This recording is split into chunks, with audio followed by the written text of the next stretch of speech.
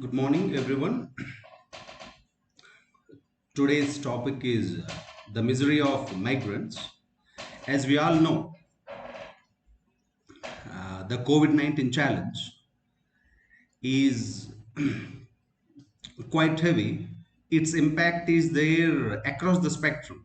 In each and every sphere, we are seeing the impact of it. Its impact on public health, its impact on economy, its impact on employment opportunities. Everywhere we are seeing certain challenges of it are clearly visible. Still, some of them are not yet fully visible, but it is literally shaking the ground as of now. And this is the reason why the government keep on has to extend the lockdown. Okay, so one of the challenges due to this COVID-19, the sudden challenges that we started seeing is this misery of the migrants. This migrant challenge, it literally creating a lot of suffocation in the industry, in the federal relations. Just few days back, we have seen this Telangana government. It sent some of the migrants of Jharkhand in a special train. So, what we are trying to discuss in today's class is like to what extent the migrants are suffering. In that, again, who are the major sufferers? Why they have to suffer in such a way? These kind of things we'll be discussing now. Again, we'll be discussing like what kind of what is the positive impact of it, what's the negative impact of it, and what should the way forward. In this way, the whole structure goes. So in that way, the class actually starts. As we all know, Article 19 of Indian Constitution, if you take Indian Constitution, Article 19, it provides in that one subclass provides right to move throughout the territory of India. So if you are the Indian citizen, so you have the right to move throughout the territory of India without any restrictions. Until unless the restrictions are clearly mentioned on the reasonable grounds, you have the right to move throughout the territory of India. So people, different people with different kinds of uh, like with kinds of requirements, they will be moving from one place to another place. So in that way, in India, we have seen a lot of interstate and intrastate migration.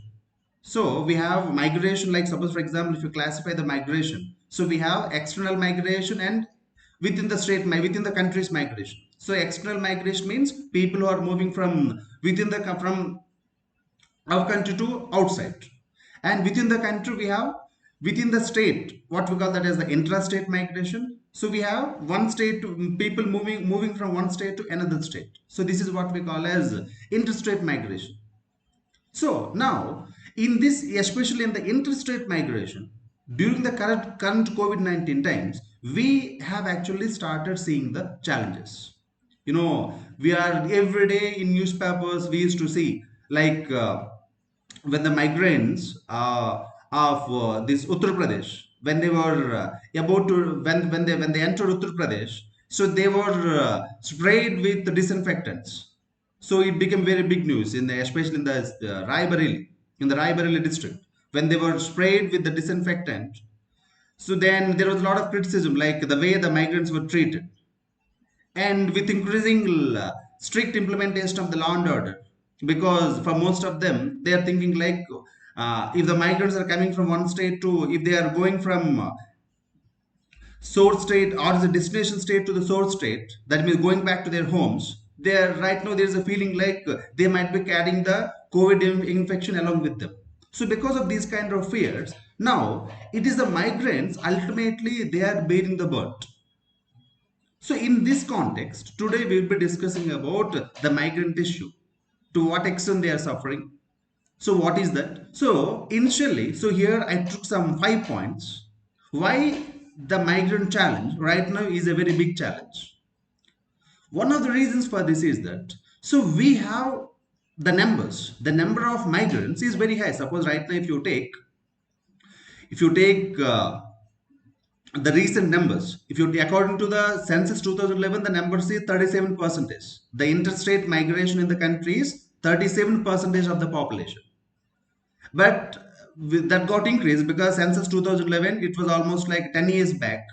So now it reached to around 65 crores. Previously, the figure used to be around 45 crores. Now it reached to around 65 crores.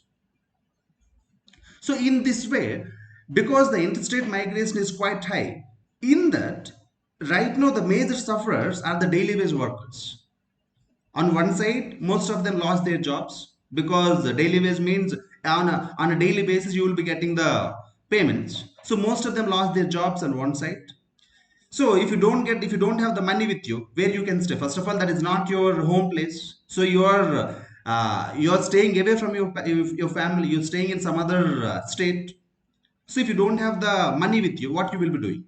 So with this reason, most of the migrants, they want to go back to their home state. But now the challenge is with increasing infections, each and every state came up with a very strict regulations, especially along the borders. So no movement of people except in some uh, essential, like if it is very much required, then only they are allowing, or else they are not allowing any movement of the people from one state to another state.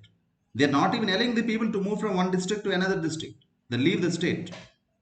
So in this situation, when the states came up with the heavy regulations for the movement of the people, of course it violates Article 19, but under the emergency situations, what we can do? So the state has to take these kind of extraordinary steps. Here we cannot even blame the state also, because if the state don't take these kind of steps along with coordination with central, definitely it creates a very big challenge because the number of cases keep on getting increased. So the states have to come up with these kind of things. But the thing is, these migrants, especially the daily wage laborers, so they are the biggest sufferers. On one side, they are not getting the food, their money is getting dry up, they are not being allowed to go back to their home state. So their plight is literally, we can't imagine. So there are, in this way, here I have taken 5 dimensions. Why the misery of these migrants is quite high. First is their numbers is very high, and majority of them are the daily wage laborers. Second thing is, yes, migrants, they play very crucial role because due to the employment opportunities in the big cities, these people are coming, and the cities also getting benefit out of it. The growth centers, suppose for example the urban areas, so these urban areas, they are getting heavily benefited out of these migrants because most of the migrants come at a lower cost. So it will be having a ripple effect once the lockdown is lifted. So definitely this migrant challenge, it will not leave us in the coming days. Definitely it will be stays for a time being. That means once the lockdown got lifted, again this migrant challenge will be there. And next thing is, all of sudden, if all the migrants are going back to their home state, the home state also feeling, it is also feeling a bit suffocated. Like all of a sudden these people are coming up, so they haven't have any kind of preparations, and it create a huge burden. And most of the states where these migrants are going out, most of the states are the poor states, like Uttar Pradesh, Bihar, Rajasthan, Madhya Pradesh, the states that are heavily sending its people to the outside states. From these states, most of the people are migrating to the other states like Delhi, Delhi, Maharashtra, Gujarat, Karnataka, Tamil Nadu. In these kind of states. So when all of a sudden when there is a influx of migrants coming back to the homes, coming back to the home state, now the home state also feeling like in what we have to do, we have to tackle them. Once on one side, the thing is like these people might be carrying the virus along with them. As of now, we haven't have any tests. Like we do, though we are doing the tests, but they are not fully sufficient. If these migrants also carry along with them this particular virus, it may further create a challenge to the state's health machinery. Along with that, the living conditions. Though those migrants who are who are still staying in the destination state, their conditions is really pathetic. They don't have proper food, and second thing is they're drying up with their money. And with this, the conditions, like the living condition is quite pathetic. They couldn't, because most of the migrants, especially the daily wage laborers, they used to live in very congested areas. So maintaining social distance is very difficult for them. So in these kind of situations, in what way we have to tackle it? So that's why the states could not able to tackle. Sometimes some of the migrants, they keep on coming and quarreling with the police officials. But what the police officials also can do, because they have to do their duty. So this is literally creating a state of dilemma. The state could not able to tackle it. At the same time, the plight of the migrants also is very reasonable. So this in the recent past, even till date, even today, still we have this challenge. Even after completion of almost more than 1.5 months of this lockdown, but still this migrant challenge is eluding. It is not giving any substantive answers, like to what extent we have to solve it. Though the states are cooperating now, and there are some voluntary organizations, there are some organizations voluntarily providing food to them, but still most of them are feeling like, how many days you guys will provide? How many days we have to live in these miserable conditions? On one side, we do not have proper good health conditions, good living conditions here. Second side, we are not getting any money. Most of our employers stopped paying us. Employers stopped paying. The living conditions are not quite good here. Just by getting a 2 square meals a day, how long we can stay here? So this is the kind of challenge the migrants are facing, and the states where these migrants are staying, the states also facing these kind of challenges. So these are the five things we can discuss. Then the next one is, then let us go into the inner details of it. So right now we discuss the current issue. Now let us link this current issue to the UPSC. So if you take the UPSC mains, in UPSC mains we have GS paper 1. In GS paper 1 we have a topic called as migration. So this information, what is the information that you are getting right now? This information now you can link with your GS paper 1. In the GS paper 1 we have a topic called as migration. So once the class got over, I will be giving one question by using this current information and the background information. By using these two informations, you can write an answer. So in that way, you can apply the concept. At the end of the day, we are learning this to apply for our GS answers. So this is the current issue. This current issue now I am applying, like now I will be giving in details. What is migration? What's the definition? Who gave the definition? What are the types? What is the impact? What are the challenges? Okay.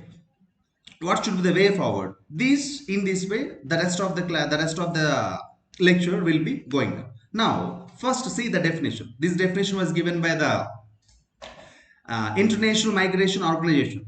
International Migration Organization is an agency of the United Nations. It's the agency of the United Nations. This gave this particular definition.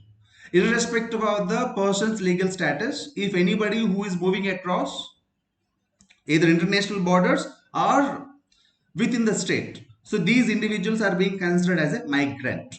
So who is a migrant? Migrant is the one who moves across either international borders or within the state from a place where they they used to stay. So irrespective of their legal status, if they move, these individuals are called as migrants. That's why if they move legally, we will call them as legal migrant. If not, illegal migrant. So this is what the definition of a migrant. This definition was given by the IMO, International this Migrant Organization, Agency of United Nations. Then comes to the classification. Classification, here we have two kinds of classification. One is external migration, internal migration. External migration means from the given country, if the population, if the people moving, if the people are going to outside, then we call this as the external migration. If the people from their place of birth, the place where they are residing, from there if they move to the place, the settled place, from that place if they move to outside the state, this is what we call as within the country migration. So within the country migration also, again we have two types, interstate and intrastate. Interstate migration means from one state to another state. Intrastate means from my home place within the state if I migrate, intrastate migration. Again, one more classification. Migration is of two types. Voluntary migration, involuntary migration. Voluntary migration means on my own, voluntarily, because on my own willingness, I moved from my place to another place. Involuntary means sometimes I will be forced to move from my place to another place. There are multiple reasons for that. Suppose, for example, due to communal violence or due to the floods or droughts. In these kind of conditions, I will be compelled. I will be compelled to move from my native place to another place. So this is one way, another way of classification. Voluntary and involuntary. Suppose sometimes in search of better opportunities, voluntarily I will be moving. Sometimes even don't have any good opportunities outside, but due to the challenges at my native place, I will be compelled to move. This is what we call as the involuntary. Then next one is factors. What are the factors that are responsible for migration? Again, this two-way classification, push factors and pull factors. Push factors means some factors will be pushing. Pull factors means some factors will be grabbing. So these push and pull factors, they have a common dimensions. So if you know the push factors, then opposite to that will be the pull factors. So here I came up with these dimensions. See, not only for migration, for any question we have this thing like political, economical, social, cultural, educational, technological, environmental, historical, geographical. These are the dimensions. Any given question or any given topic, if you are able to segmentize like this, if you divide into these kind of dimensions, you will be getting a very comprehensive answer. Suppose take the case of this migration. Migration now, political dimension, economic dimension, social dimension, ecological dimension, and actually here I have taken the broad dimensions. So according to the context, suppose for example certain context will be demanding the historical dimension, certain context will be demanding the technological dimension.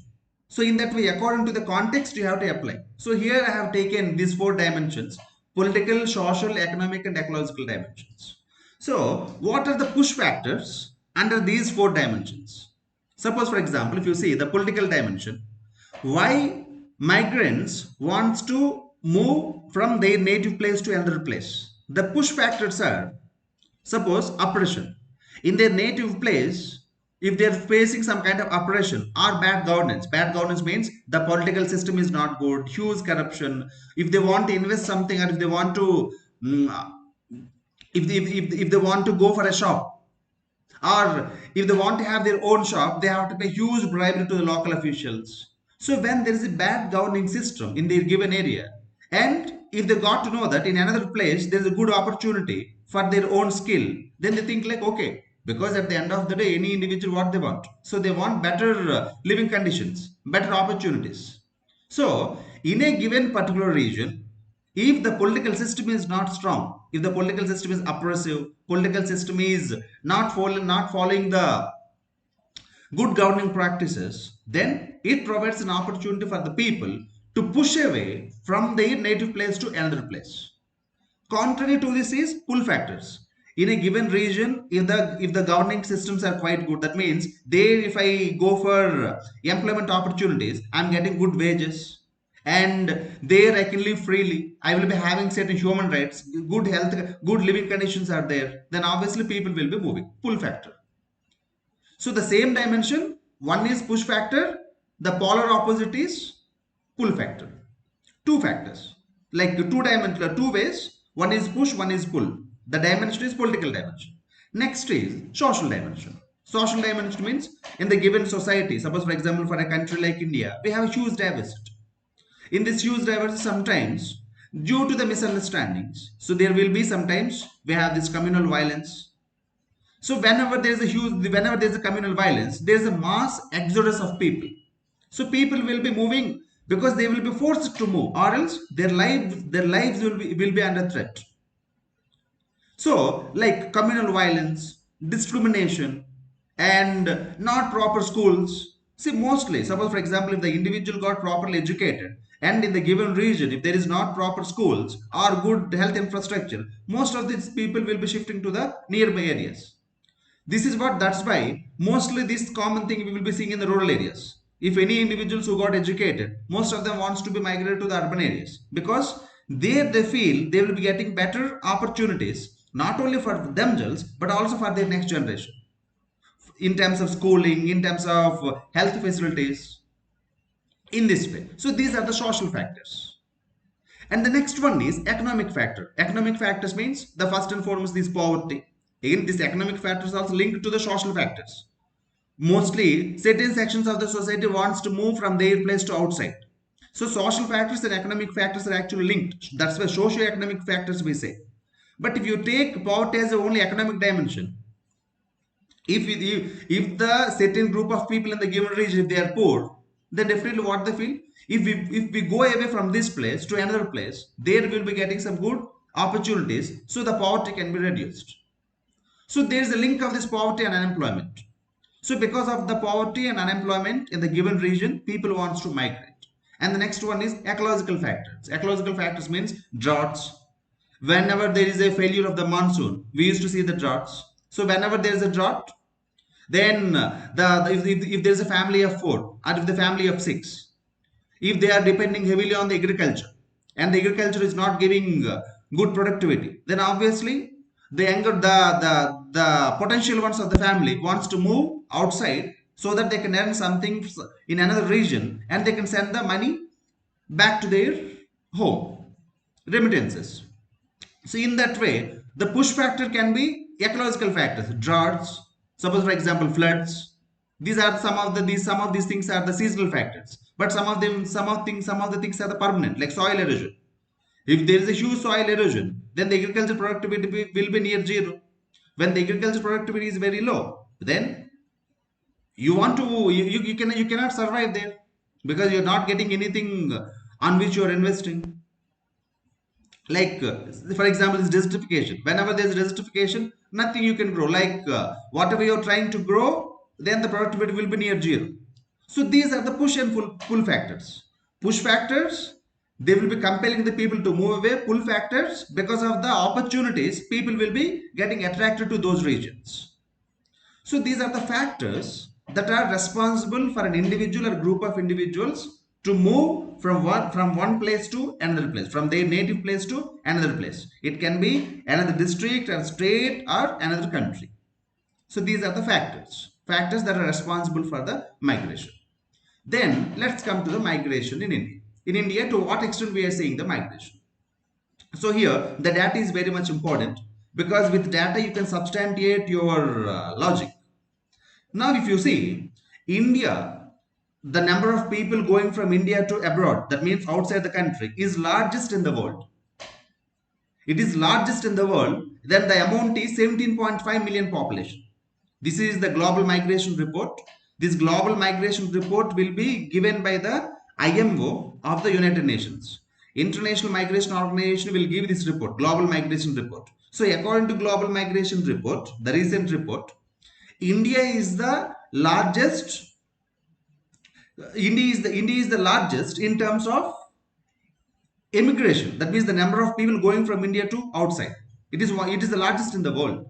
So this is about external migration, but here the context is internal migration. That means here we are discussing about the misery of the migrants under the COVID-19 times. So let us pay more attention to the internal migration. So if you want to know about external migration, so for that we have a separate thing we can discuss, so that we no need to combine into this aspect, because here the context is internal migration, the challenges. So let us pay more attention to the internal migration for this lecture. When the time comes, then we can discuss in detail about the external migration, what are the challenges and all those things. So if you take internal migration, as I mentioned previously, according as per census, 37% of the population comes under this internal migration.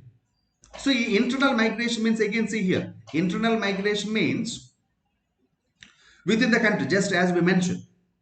But all everyday migration is not bad. Suppose for example, I will be giving you one example thing, like one thing later. most of the migrants are actually women in the intrastate and interstate. One of the reasons is marriage. So if once the woman got married, then she will be moving from their place to and their and her in-laws place. So this also be considered as a migration. That's why the migration in women is actually very high. It's around 70%, 70.7%.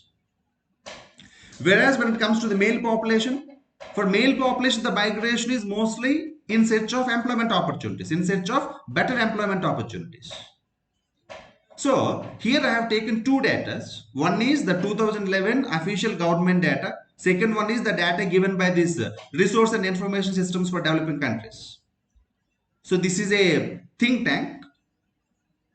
So this think tank, this recently did some research. As per its research, right now the internal migration within the country is 65 crores. 65 crores population internally getting migrated.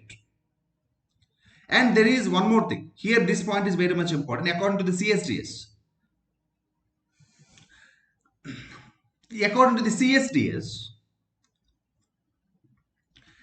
29% of the migrants are the daily wage laborers.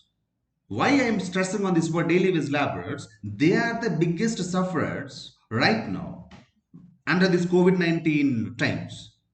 So if you see this data, that means in the given lab, in the given migrants, 29% of them are the daily wage laborers. Daily wage laborers means their challenge is their challenge will go on a day-to-day basis. So because that their ratio itself, their share itself is 29%. So this itself, that's why very big challenge for us right now. And the next is this, the source and the destination states. The source states and the destination states.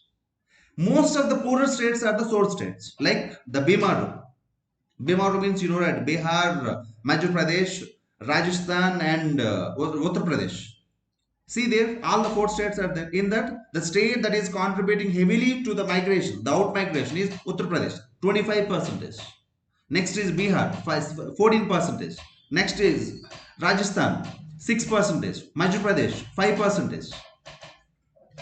Understood? So these are the source states. That means from these states, the population is heavily getting migrated, out migrated to the other states. And some of them are the destination states. The destination states here, suppose you can consider Delhi, Maharashtra, Gujarat, Karnataka, Haryana, Punjab. Again here, when it comes to the migrant population, there is a spatial variation. When it comes to agricultural laborer, most of the agricultural laborer will be moving to Punjab and Haryana. Okay, when it comes to skilled labor means the software related services, these kind of labor, their movement is mostly towards Karnataka. When it comes to industries like textiles, these garment industries, and these other food processing and manufacturing related sectors. So here the movement is mostly towards Maharashtra and Gujarat.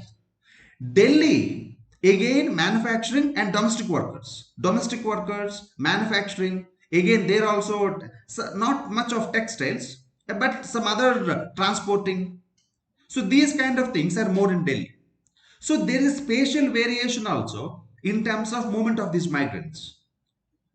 Understood that? So in that way we should understand all the migrants are going to these places, but which migrants are going to which place?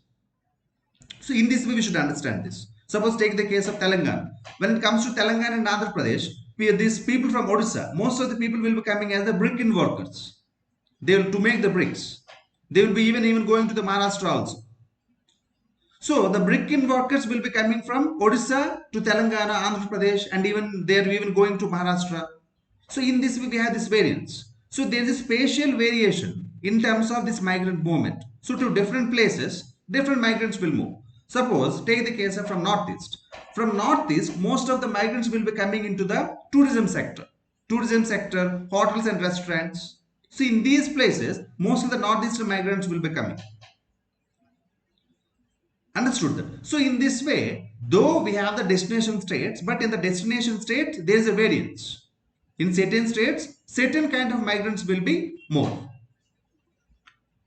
So here I mentioned there are certain sectors, like as I mentioned previously, like most of the migrants will be going to the construction sectors as domestic workers, as brick-in workers, transports, mines, quarries, agriculture. So there are different things. So in certain states, certain things will be more. Like as I mentioned, construction. Construction is almost in all the major cities, because in cities we used to have the heavy real estate activity. So that's where the construction workers will be coming. For domestic workers also, the cities will be demanding. Almost in all the cities we have this demand of the domestic workers, especially in the northern cities. And when it comes to agriculture, I told you Punjab and Haryana. So, and the next is the impact. So what is the impact of it? So when it comes to migration, as we have two kinds of impact. One is the positive impact, second is the negative impact. What is the positive impact? So migrant means labor. So labor is mobile. They can move from any place to any place. The only thing is the better employment opportunities. So where suppose in the state of Maharashtra right now needs huge labor.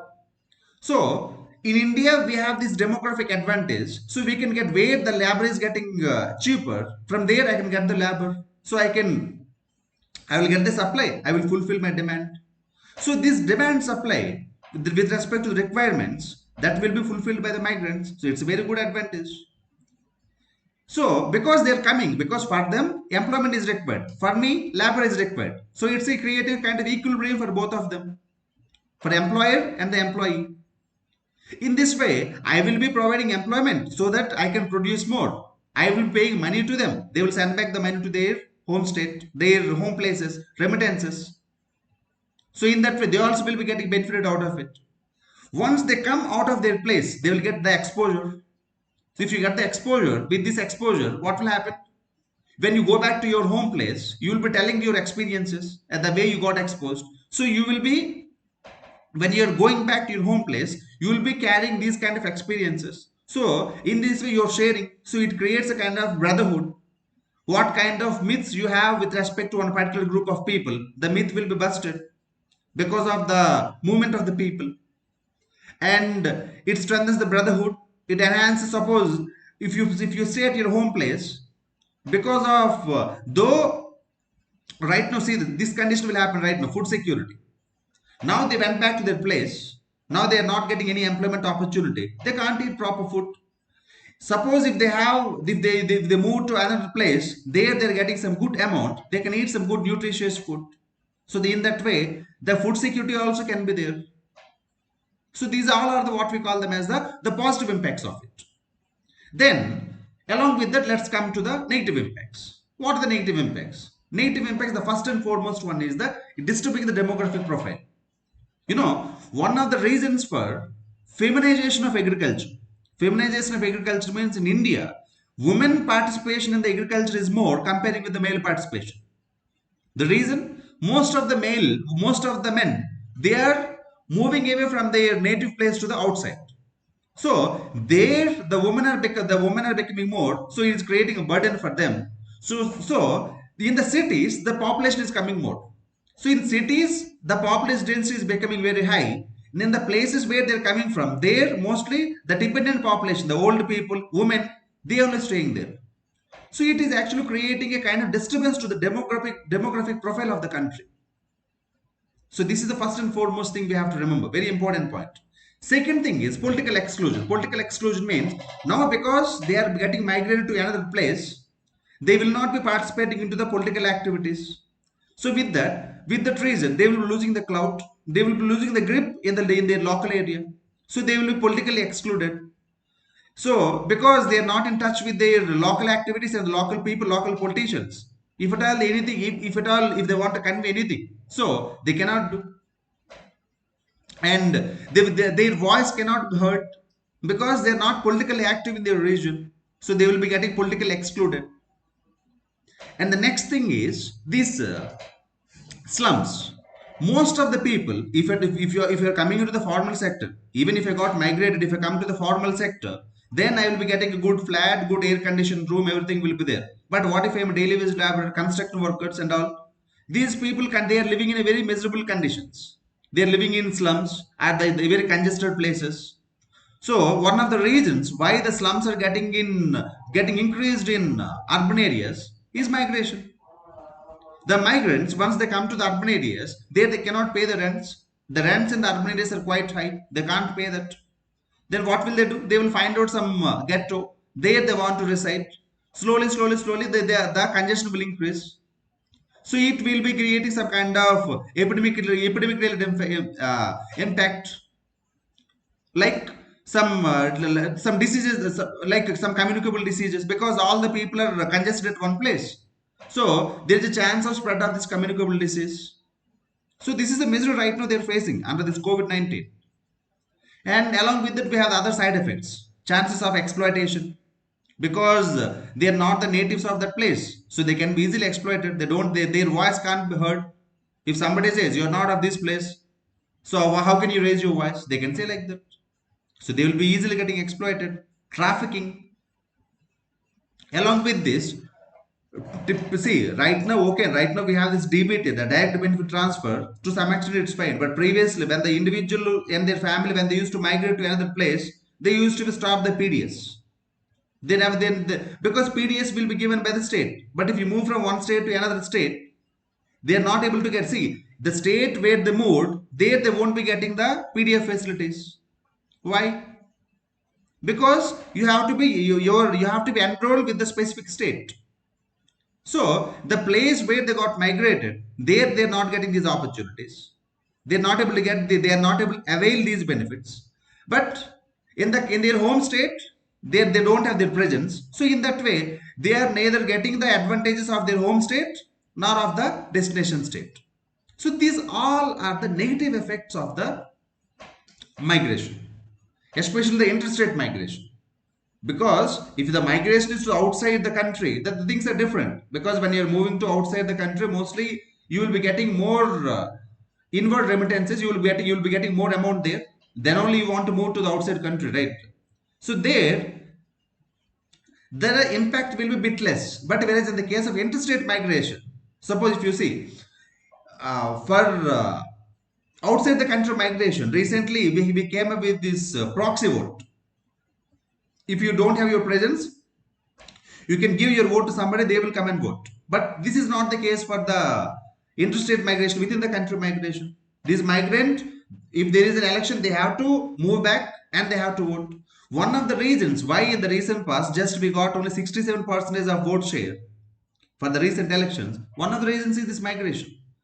Migrants, they used to feel like, okay, why I should go back? If they provide me some opportunity, then I will go. Or else, why I have to book my ticket and I have to go?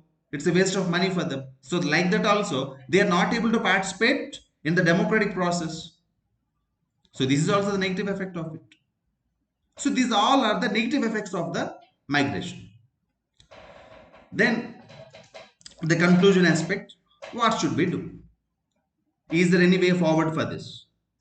Yes, migration will be there. It should be there. See, according to this Human Development Report of United Nations Human Development Report says that if you stop migration, it becomes counterproductive to the development of the country itself.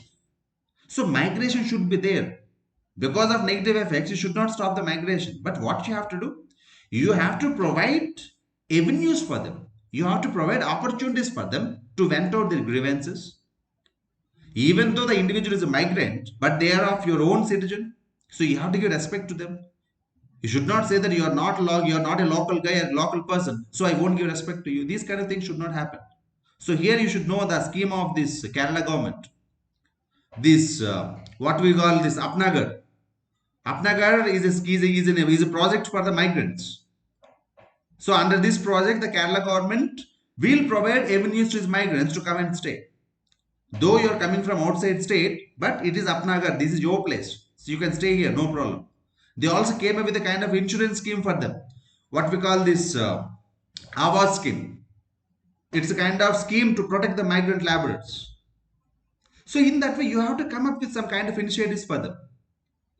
So you have to, whenever there is slums, there you have to decongest them. You have to provide some good living conditions for them. And you have to use the technology. Right now, the DBT. If you are not able to, even if you stay at any place, if your name is registered in your home state, you will be getting the money directly to your bank account. So DBT is really a revolutionary when it comes to the migrants. It's a messiah for the migrants, because under the PDS you cannot avail them because you're staying away from your native place. But under DBT, what will happen? Direct benefit transfer. Directly the money will be coming into your bank account. You can use that. So DBT is a very good initiative that is very much helpful for the migrants. So it should be implemented. And there should be some kind of health card should be, like suppose for example, it's Arogibsri. So Ayushman Bharat. So Ayushman Bharat is a very good initiative even for the migrants. So if they have the card with them, they can go to any hospital. There they can get the services. So in that way, we have to take the migrants into consideration, especially the informal migrants, the informal sector migrants. The formal sector migrants, for them it's very happy because they are the salaried persons, white collar employees. For them the things are fine. But we have to pay more attention to the informal sector migrants so that their conditions can be like we can uplift their conditions, like what this UNESCO mentioned. Suppose we have this bricklayer worker, whole morning they will work, so their children also will be there along with them. So for them, at least provide night schools. If you provide night schools to them, they will go and study there. Get a proper data of the migrants in your state. What kind of migrants are coming up? What kind of things we have to provide? Have some kind of card system for them. Let us use the technology. Let us identify the migrants and provide these kind of opportunities to them. Take the help of NGOs. Take the help of the civil society. Take the help of the voluntary organizations. Take the international help. So in that way, if you are able to do, then we can stop the misery of the migrants, because migration is very much essential, because if the people move from one place to another place, it creates productivity, right? It strengthens the brotherhood. So we shouldn't stop the migration, but we should improve the conditions of the migration. We should improve the quality of life of a migrant. Okay, so though right now we are under the COVID-19 challenge, once the COVID-19 challenge got some kind of logical conclusion, then we have to again revisit the migration policy. So we have this Interstate Migrant Workmen Act, but hardly anybody knows about it because of lack of awareness. The act came way back in 1979, but hardly anybody got any awareness about it. So we should create this kind of awareness, and most of especially for the daily wage laborers, for these people we have to create awareness. So we have to tell them and we have to provide them the good living conditions. In that way, if we are able to do, then the migrants also will be happy, especially those who are in those who are in the informal sector. Then eventually the country's economy and the country's political system, the political system and the economic system, the political economy of the country also will be progressive. So with that, we will be ending the lecture. So at the end of this lecture, now I am providing this question to you. So now you can read this whole information again, then apply that concept and read the question carefully. See here the question is, the contribution of migrants is substantial and essential to the economy, but they are not favorites for both source and destination states. So elucidate means you have to give a detailed explanation, 250 words. Remember, you have to maintain the word limit. In the word limit, you have to follow the whole structure. Introduction should be there, body should be there, conclusion should be there. Use the data, use the statements, use the reports, and maintain the word limit. If you are writing again paragraph wise, here I gave a lot of information, but you have to construe it in the 250 words limit. Write this answer and we'll be checking it later. Thank you.